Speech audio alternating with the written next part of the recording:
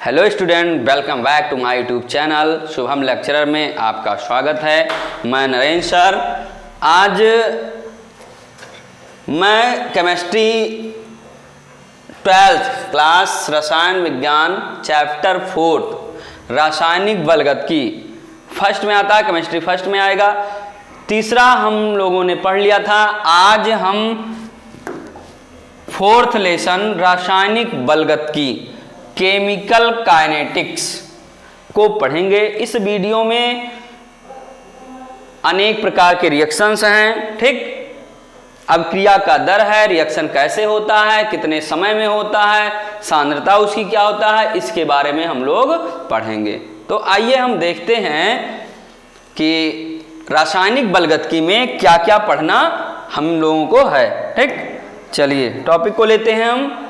रासायनिक बलगतिकी में सबसे पहले तो ये आता है, आप जानिएगा रासायनिक बलगतिकी यह चैप्टर हमारे बोर्ड पेपर में हमारे 12th क्लास में इसलिए रखा गया है क्योंकि यह इंडस्ट्रियल दृष्टि से अगर देखा जाए तो इस चैप्टर का बहुत ही इंपॉर्टेंस है। Very useful for industrial areas. Okay, क्या होता है उद्योगी क्षेत्र में इस चैप्टर का बहुत बड़ा योगदान होता है। अभी जब आप आगे पढ़ेंगे तो इसके बारे में आप समझ जाएंगे। ओके स्टूडेंट, तो इसमें क्या होता है देखते हैं। रासायनिक बलगतिकी पहले होता क्या, फिर आगे हम बताते हैं आपको, ठीक। क्या होता है रसायन विज्ञान की वह शाखा जिसके अंतर्गत रासायनिक अभिक्रियाओं के वेग, दर, अभिक्रिया वेग पर विभिन्न कारकों जैसे सांद्रता, ताप, दाब, उत्प्रेरक आदि के प्रभाव एवं अभिक्रिया की क्रियाविधि का अध्ययन किया जाता है। मीन्स कहने का मतलब ये हुआ कि एक रिएक्शन यदि होता है, ठीक, मान लीजिए हम ले रहे हैं H2 प्लस Cl2, ठीक, तो क्या हो गया HCl 2HCl, ठीक। अब ये किसके कारण से हुआ, क्यों हुआ, इस पर उत्प्रेरक क्या लगा, बल कितना दिए, दाब कितना दिए, प्रेशर कितना किया, ठीक। ये सब इसके बारे में टोटल जानकारी किसके अध्ययन से हम करते हैं, रासायनिक बलगतिकी के तहत करते हैं। जैसा कि आपके सामने लिखा है, देख लीजिए एक बार फिर से। रसायन विज्ञान की वह शाखा जिसके अंतर्गत रासायनिक अभिक्रियाओं के, जो रासायनिक अभिक्रिया हुआ, ठीक, वेग क्या हुआ कि कितने समय में, स्पीड जिसे बोलते हैं, ठीक, कितने समय में एक अभिक्रिया पूरी हो गई। अभिक्रिया वेग विभिन्न कारकों जैसे सांद्रता, ताप, दाब, उसका कंसंट्रेशन कितना होना चाहिए और ताप कितना होना चाहिए, दाब कितना होना चाहिए, ठीक। उत्प्रेरक क्या रखेंगे, आदि के प्रभाव एवं अभिक्रिया की क्रियाविधि का अध्ययन। अभिक्रिया की क्रियाविधि का भी अध्ययन इसी के अंतर्गत किया जाता है, जिसे हम रासायनिक बलगतिकी कहते हैं। रासायनिक बलगतिकी कहलाती है। Okay, confirm. आगे चलते हैं, देखिएगा। प्रकृति में अनेकों रासायनिक अभिक्रियाएं प्रतिक्षण घटित होती हैं। यह आपको पता होगा, यह आपको पता भी होना चाहिए कि हमारे आसपास इन्वायरमेंट में अनेक प्रकार के रिएक्शंस, अभिक्रियाएं होती हैं। कुछ को हम देख पाते हैं, कुछ को नहीं देख पाते हैं, कुछ को कुछ समय में हो जाता है, कुछ तुरंत हो जाता है, कुछ को सालों लग जाते हैं, ठीक, 2 साल लग जाते हैं, 4 साल लग जाते हैं, और कुछ तुरंत, हमने कुछ मिलाया नहीं, तुरंत हमें रिएक्शन मिल गया, उत्पाद मिल जाता है, ठीक। तो हमारे आसपास बहुत सारे ऐसे अभिक्रियाएं होती हैं जो हमें क्या होती हैं, देखनी रहती हैं, ठीक। देखते हैं उसको कैसे होती हैं, हमेशा होती रहती हैं। क्या दिया गया है, प्रकृति में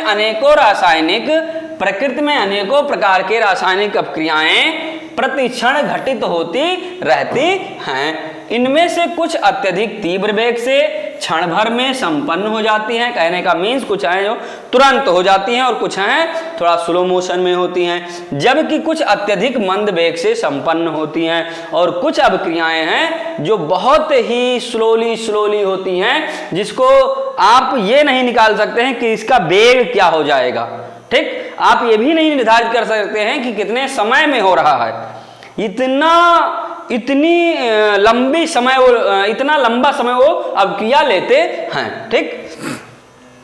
अब आइए देखते हैं, वेग के आधार पर रासायनिक अभिक्रियाएं निम्नलिखित प्रकार की होती हैं, ठीक। वेग के आधार पर, उसकी जो स्पीड है, क्या है, स्पीड है, स्पीड या वेग कह लीजिए, वेग के आधार पर रासायनिक क्रियाएं निम्न प्रकार से होती हैं। ठीक, अब वेग के आधार पर अभिक्रियाएं निम्न प्रकार की होती हैं। पहला क्या हो गया हमारा, पहला हो गया तीव्र अभिक्रियाएं। क्या हो जाएंगी, तीव्र अभिक्रियाएं, फास्ट रिएक्शन जिसे बोलते हैं। क्या बोलेंगे, फास्ट रिएक्शन। क्या बोलेंगे, फास्ट रिएक्शन।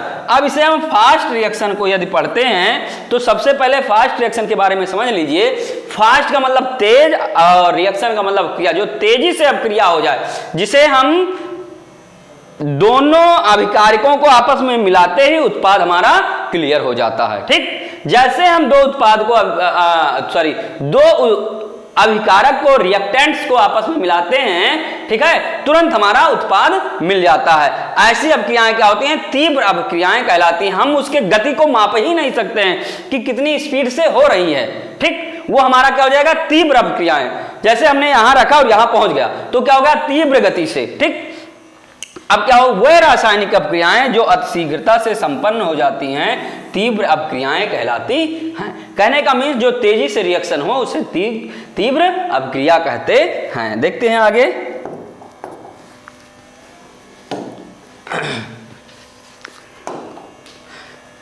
इन अभिक्रियाओं का वेग अत्यधिक तीव्र होने के कारण यह है कि इनमें आबंध का विदलन एवं निर्माण नहीं होता है। इन अभिक्रियाओं का वेग निर्धारित नहीं किया जा सकता है। कहने का मीन्स यह है कि इतनी तेज से अभिक्रिया होती है कि हमें यह जानकारी नहीं प्राप्त हो सकती है कि इसका वेग कैसे निकाला जाए। ठीक, क्योंकि इसमें आबंध कैसे टूटते हैं, कैसे बनते हैं, ये पता ही नहीं चलता है। इसलिए इनके वेग को निकालना असंभव है। इसलिए हम तीव्र अभिक्रियाओं के वेग को नहीं निर्धारित कर सकते हैं, वेग को नहीं निकाल सकते हैं।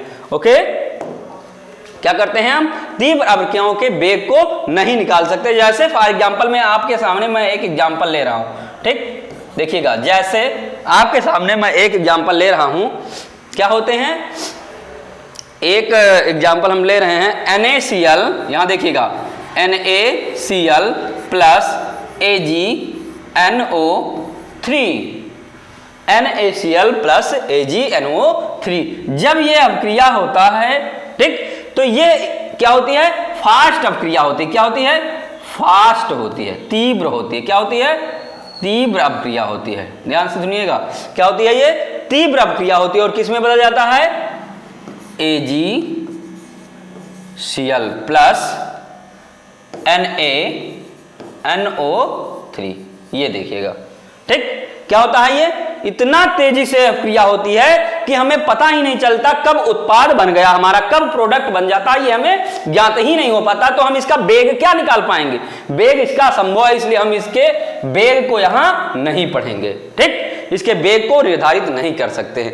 अब देखिएगा NaCl और AgNO3 कैसे बनता है, क्योंकि ये तीव्र अभिक्रियाएं अधिकता से आयनिक अभिक्रियाओं में होती हैं। ठीक है, जो आयनिक यौगिक हैं, आयनिक कंपाउंड हैं, उसमें यह चीज पाया जाता है। जैसे फॉर एग्जांपल में Na प्लस, ठीक, plus Cl minus plus Ag plus और NO3 माइनस, ये हो गया। अब ये क्या हुआ, ये इससे मिल गया कब मिला, और ये इससे मिल गया कब मिला, ये पता ही नहीं चलता है। क्योंकि माइनस प्लस जैसे मिलाएंगे, माइनस प्लस उससे जुड़ गया, माइनस प्लस उससे जुड़ गया, और हमें पता नहीं चलता है। और इसका प्रेसिपिटेट PPT हमें व्हाइट प्रेसिपिटेट, ठीक है, क्या हो जाएगा, व्हाइट प्रेसिपिटेट नीचे बैठ जाता है। कहां, नीचे बैठ जाता है। AgCl का व्हाइट प्रेसिपिटेट नीचे हमें मिल जाता है और NaNO3 प्राप्त होता, सोडियम नाइट्राइड प्राप्त होता है।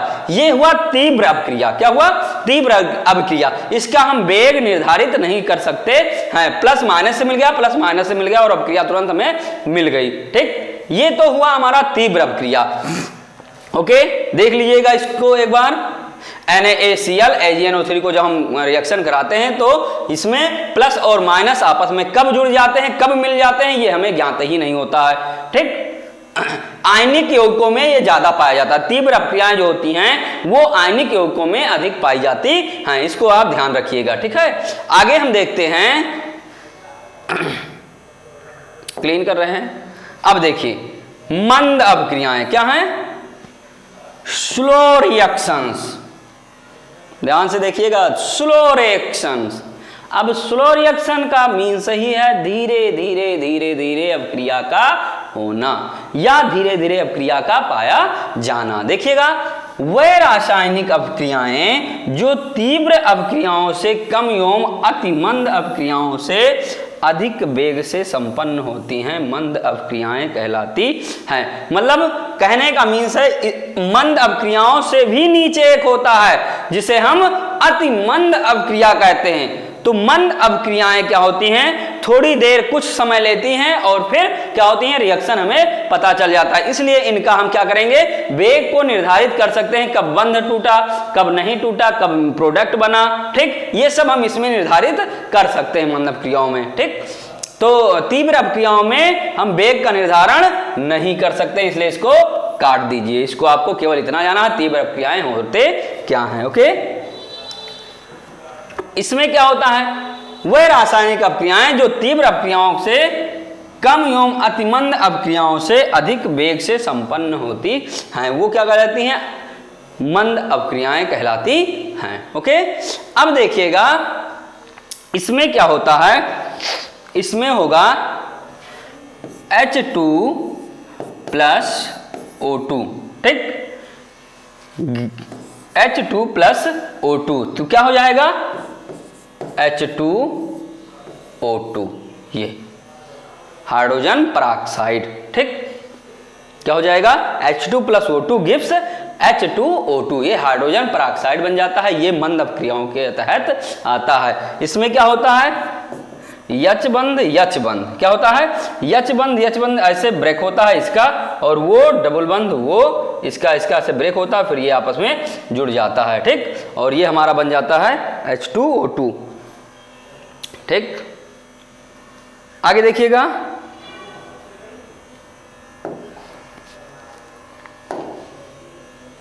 नेक्स्ट हमारा अतिमंद अपक्रियाएं क्या होंगे?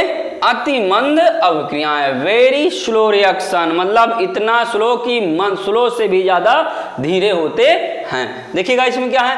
रासायनिक अपक्रियाएं वेरी स्लो रिएक्शन क्या होती हैं? वेरी स्लो रिएक्शंस संपन्न होती हैं, अतिमंद अपक्रियाएं कहलाती हैं।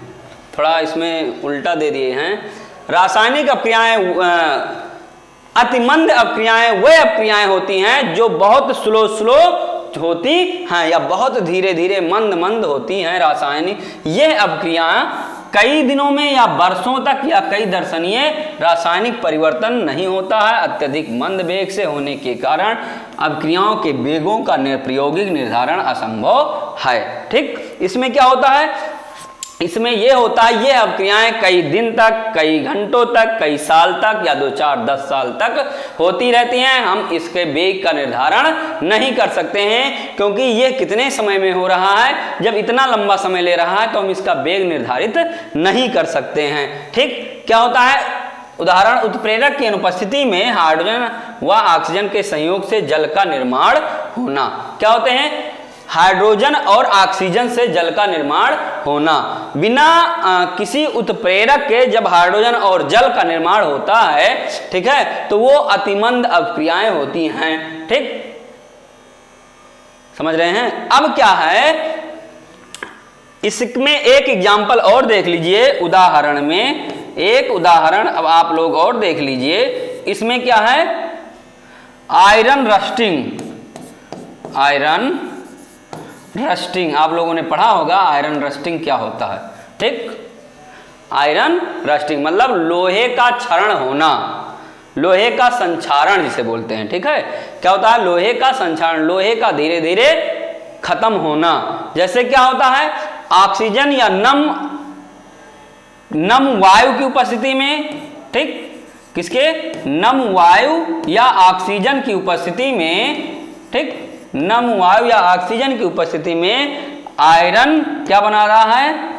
आयरन जो है Fe वो रिएक्शन करता है नमूआ या ऑक्सीजन से तो क्या होता है, धीरे धीरे धीरे धीरे परत बाई परत लोहा संचारित होता चला जाता है। और यह अभिक्रिया 2-4 साल 10 साल तक होती रहती है, 20 साल तक होती रहती है। और एक समय ऐसा था लोहा पूरा खत्म हो जाता है, संचारित हो जाता है। ठीक, लोहे से संचारित से बचने के लिए हम पेंट लेप लगाते हैं, ग्रीस लगाते हैं, ऑयल लगाते हैं, मतलब अनेक तरीके के उपयोग करते हैं, लेकिन कुछ समय बाद लोहा फिर भी संचारित हो जाता है।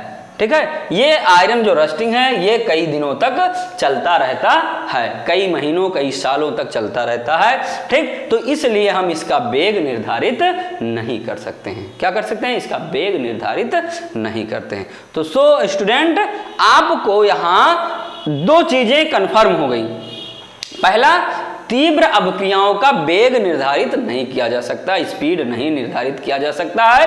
और अतिमंद अभिक्रियाओं का जो तीव्र गति है या वेग है उसको हम निर्धारित नहीं कर सकते हैं। ठीक, तो हम ना अतिमंद का कर सकते हैं ना तीव्र का कर सकते हैं। ठीक, ना अतिमंद का कर सकते हैं और ना तीव्र का कर सकते हैं। तो करके सकते हैं मॉलिक्यूलर जिसमें बॉन्ड हो। ठीक, वह अभिक्रियाएं जो थोड़े समय में पूर्ण हो जाती हैं जिसे मंद अभिक्रियाएं कहते हैं। ठीक, उनका वेग निर्धारित कर सकते हैं। तो वेग निर्धारित करने के लिए कुछ रूल होते हैं, किसके ऊपर आधारित होता है उसको हम जानेंगे। ठीक, तब हम उसके आगे पढ़ेंगे। नेक्स्ट टॉपिक देखिएगा। अब नेक्स्ट हमारा है अभिक्रिया की दर या वेग। अब अभिक्रिया की दर या वेग, रासायनिक अभिक्रिया बेरी रिएक्शन संपन्न होती हैं यदि मंद, अरे ये अलग है, ये पहले वाला अतिमंद है, इसलिए इसको काट दीजिए ऐसे। ठीक, ये सही नहीं है। अभिक्रिया की दर देखिएगा, अभिक्रिया की दर या वेग। तो अभिक्रिया की दर क्या होता है, इकाई समय में होने वाले अभिकारक या उत्पाद की सांद्रता में जो परिवर्तन होता है। ठीक, क्या होता है, इकाई समय में होने वाले, लिख दें यहां देखिएगा, इकाई समय में होने वाले क्या होते हैं, इकाई समय में होने वाले अभिकारक या सांद्रता, इकाई समय में होने वाले अभिकारक या सांद्रता में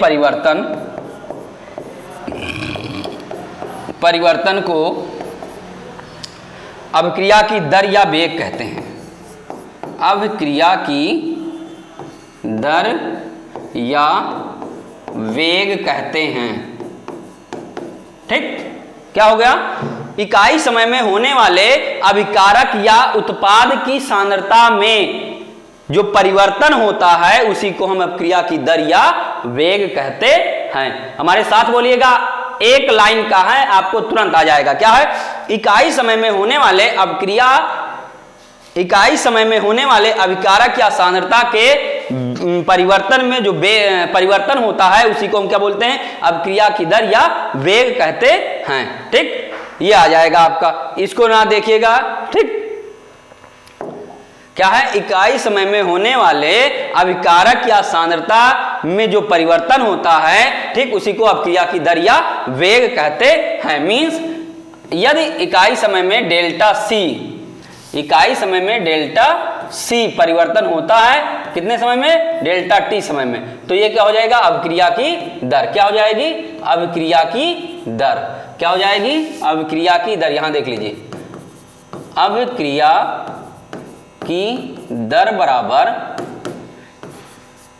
सांद्रता में परिवर्तन अपान टी, ये हमारा हो जाएगा। ठीक, क्या हो जाएगा, अभिक्रिया की दर बराबर अभिक्रिया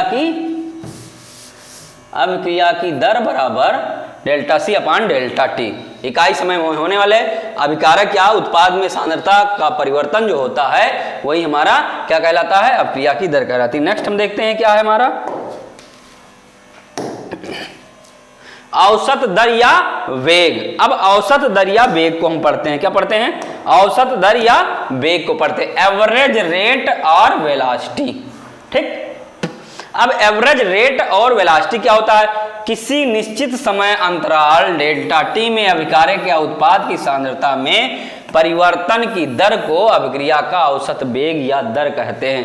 ठीक, वहां समय निश्चित नहीं था, यहां समय निश्चित है। एक निश्चित समय में मान लीजिए वो समय डेल्टा टी है, अभिकारक या उत्पाद की सांद्रता में हुए परिवर्तन डेल्टा सी की दर को हम अभिक्रिया का औसत वेग या औसत दर कहते हैं। इसे अभिक्रिया के वेग को RAV मतलब क्या करते हैं, एवरेज, AB का मतलब होता है एवरेज, क्या होगा, के द्वारा व्यक्त करते हैं। किसके द्वारा व्यक्त करते हैं, एवरेज के द्वारा व्यक्त करते हैं। ठीक, यदि मान लीजिए क्या है, यदि मान लीजिए कि निश्चित समय में डेल्टा टी,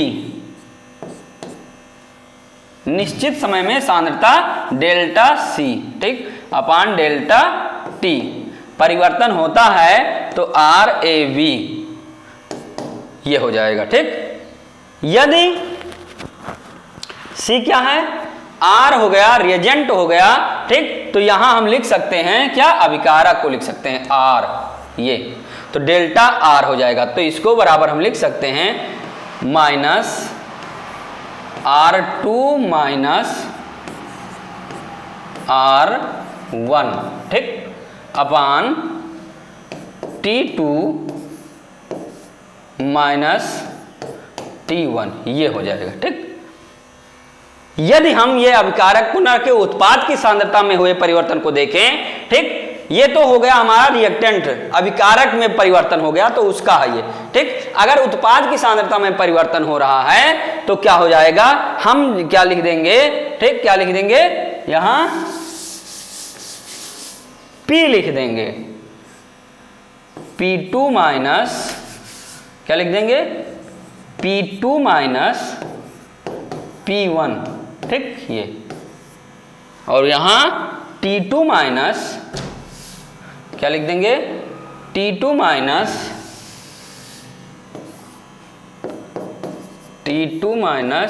T1, ठीक, ये हो जाएगा। अगर प्रोडक्ट में की सांद्रता में परिवर्तन हुआ तो ये, अगर क्या हुआ, अभिकारक में हुआ तो R2 माइनस R1 हो जाएगा। ठीक, ये हमारा हो गया औसत दर या वेग। ओके स्टूडेंट, नेक्स्ट देखते हैं अब हम, नेक्स्ट हमारा क्या है,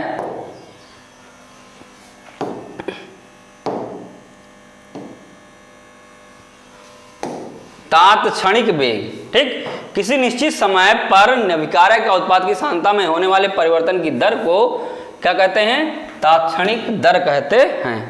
ठीक, किसी निश्चित समय क्षण पर अभिकारक या उत्पाद की सांद्रता में होने वाले परिवर्तन की दर को उस अभिक्रिया का तात्क्षणिक वेग या दर कहते हैं।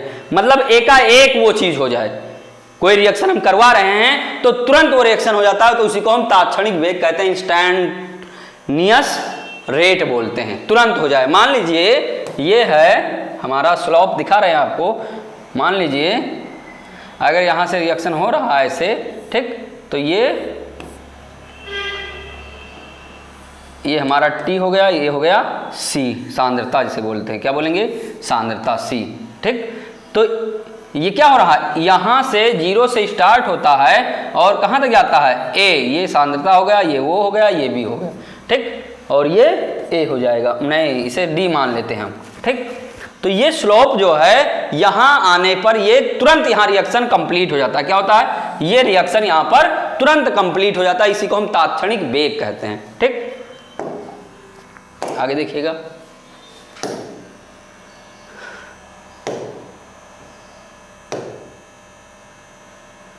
इसमें हल्का सा देख लीजिए, तात्क्षणिक वेग में ये दिया गया है, देख लीजिए वेग का निर्धारण कैसे, किसी निश्चित समय पर क्या होता है, किसी निश्चित समय पर सांद्रता समय ग्राफ की प्रवणता द्वारा अभिक्रिया की तात्क्षणिक वेग का निर्धारण किया जा सकता है। अभी हमने क्या कहा था, अभिक्रिया की सांद्रता है ये और समय है। ठीक, तो ये अभिक्रिया जब कराई जाती है, ये अभिक्रिया जब कराई जाती है तो यहाँ 0 से T0 पर से स्टार्ट होता है और यहाँ देखिए यहाँ ये अभिक्रिया पूर्ण हो जाती है और फिर ऊपर निकल जाती है। तो एक स्लैब अगर हम खींच देंगे तो A और B एक रेखा खींच देंगे तो जहां ये P पर बनता है वहां से नीचे खींच देंगे तो इतने समय पर हमारा क्या होगा, इतने समय पर हमारा अभिक्रिया वेग पूर्ण हो जाएगा। इसी को हम तात्क्षणिक वेग बोलते हैं। क्या बोलेंगे, तात्क्षणिक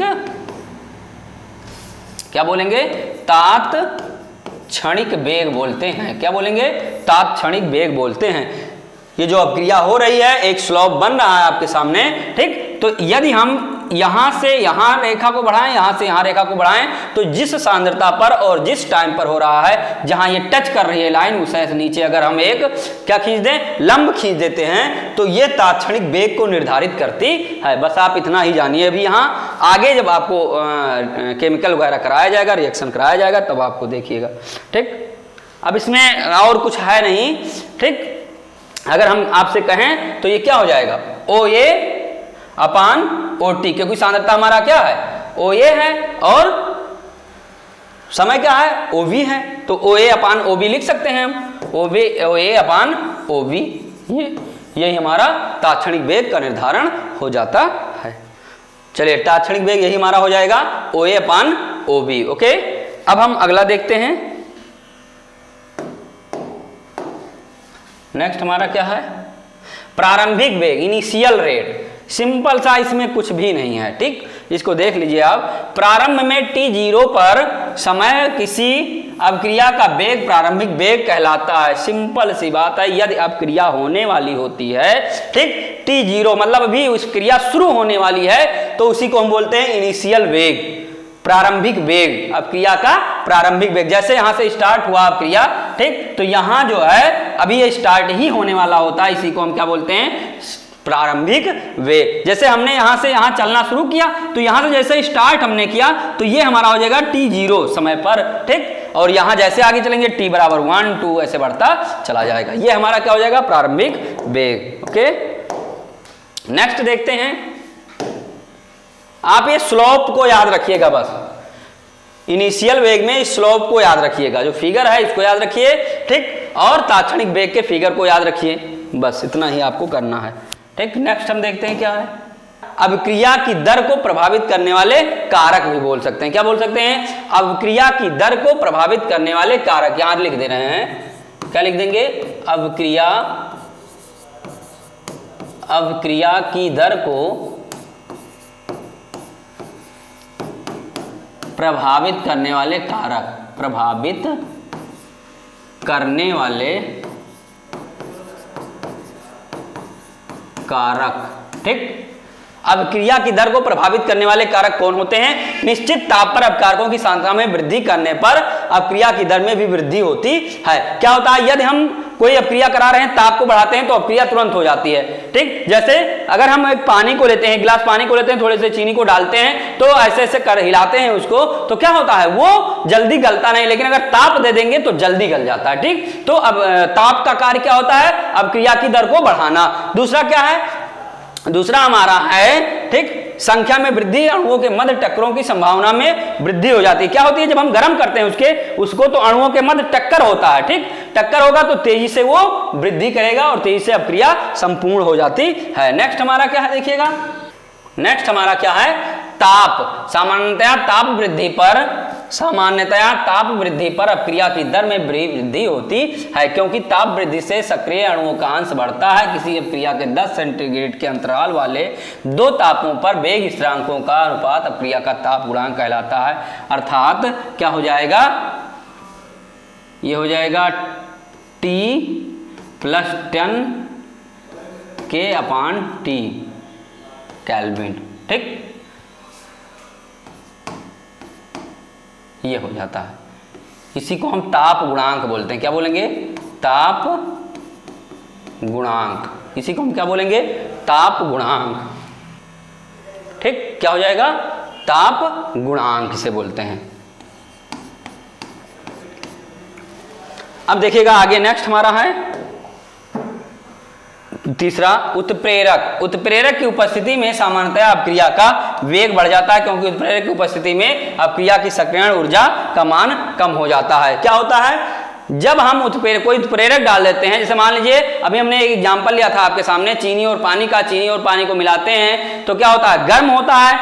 गर्म होने पर तेजी से अभिक्रिया होती है, लेकिन यदि हम उसमें एक उड लेकर, एक लकड़ी का गुटका लेकर, एक लकड़ी की छड़ लेकर उसको ऐसे ऐसे हिलाते हैं तो क्या हो जाएगा, अभिक्रिया और तेजी से होगा। क्यों? क्योंकि उसकी सक्रियण ऊर्जा कम हो जाती है। ठीक, वो तेजी से अणु इधर उधर हो जाते हैं, ताप का प्रभाव उस पर पड़ता है तो जल्दी से वो क्या होता है, अभिक्रिया पूर्ण हो जाती है, जिससे हम सक्रियत अणुओं का अंश बढ़ जाता है। ठीक, नेक्स्ट देखिए,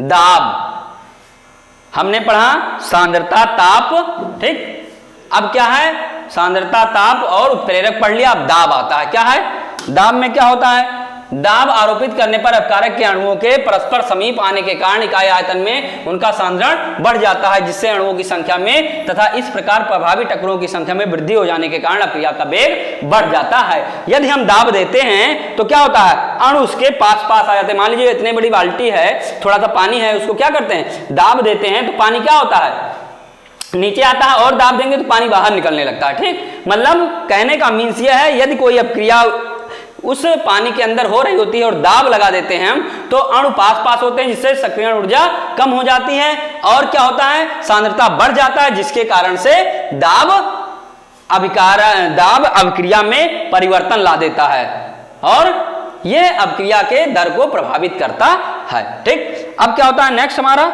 सतही क्षेत्रफल है, सरफेस एरिया। क्या है, सरफेस एरिया। यदि अभिकारक पदार्थों की अवस्था,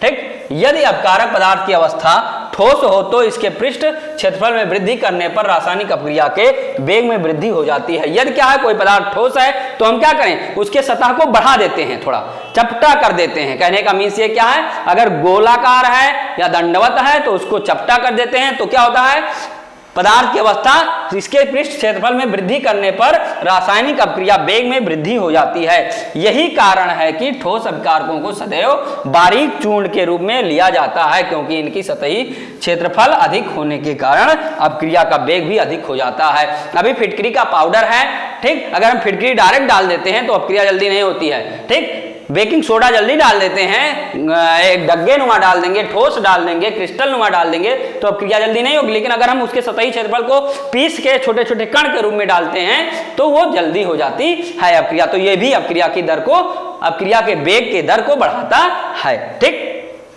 नेक्स्ट देखते हैं क्या है। अब क्या आता है, अभिकारकों और उत्पादों की प्रकृति कैसी होनी चाहिए। रासायनिक अभिक्रिया के दौरान अभिकारकों के आबंध टूटते हैं और नए आबंधों के निर्मित होने के कारण उत्पाद बनते हैं। जाहिर सी बात है, यदि कोई चीज टूटेगा नहीं तो नया बनेगा नहीं। आज से नहीं, है बहुत पहले से, आदि से चला आ रहा है कि यदि कोई चीज टूटेगा तभी नया चीज बनता है। ठीक, जब तक एक चीज खराब नहीं होगा तब तक नया बनेगा। जैसे मुर्गी का अंडा ले लीजिए, ठीक, पक्षी का अंडा ले लीजिए ना, मुर्गी का लीजिए, जितने भी पक्षी होते हैं वो क्या देते हैं, ओवरी क्या होते हैं, ओविपैरस होते हैं। ठीक, क्या होते हैं, ओविपैरस अंडे देते हैं। तो अंडा जब तक टूटेगा नहीं तब तक नया जन्म उसमें से लेगा नहीं कोई पक्षी। ठीक है, तो क्या होगा, जब कोई चीज टूटता है तो नया चीज बनता है। ये आप एक आदि से चला आ रहा है, आज से नहीं, आदि से, शुरुआत से ही चला आ रहा है। ठीक, तो क्या होता है, यदि कोई बंध टूटता है, क्या होता है, HCl, ये बंध जब तक ब्रेक नहीं होगा तो Cl- बाहर निकलेगा नहीं। ठीक, क्या होता है, यदि कोई बंध टूटेगा नहीं तो नया बंध बनेगा नहीं। अतः रासायनिक अभिक्रियाओं का वेग अभिकारकों और उत्पादों के आबंधों की प्रकृति पर भी निर्भर करता है। विभिन्न प्रावस्थाओं में अभिकारकों के क्रिया का क्रम निम्नवत होता है। गैस, द्रव, ठोस। मतलब गैस तेजी से उत्पाद देता है, द्रव उससे थोड़ा कम उत्पाद देता है और ठोस धीरे धीरे उत्पाद को देता है। ओके स्टूडेंट, आशा करते हैं आपको अच्छे से समझ में आता होगा। अगर कोई दिक्कत हो तो आप कमेंट सेक्शन में कमेंट कर सकते हैं।